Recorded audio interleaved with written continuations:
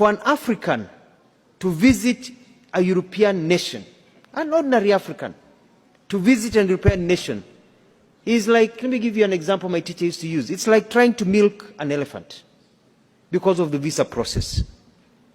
However, for a European to visit an African nation, most of our nations, it is like a walk on the beach. It's like going to have a cup of tea.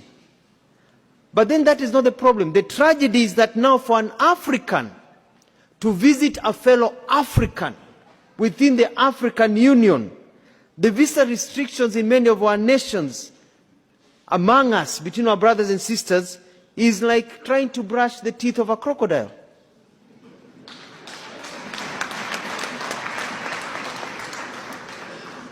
They came, divided us, and they have taught us to keep each other from each other. Then they're mingling with each other and making money and growing, but they have taught us to hate each other.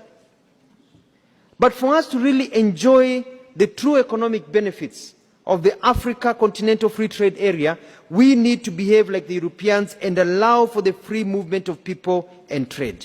To this end, in our contribution to this continental aspiration, Kenya is committed to progressively, and we are moving very fast by the end of this year, to abolish visas to citizens from African Union member states to make it easier to invest and do business in Kenya and across the continent.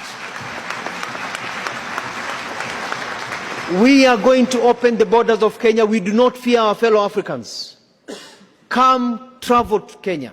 Live, do business in Kenya. Trade, make money in Kenya.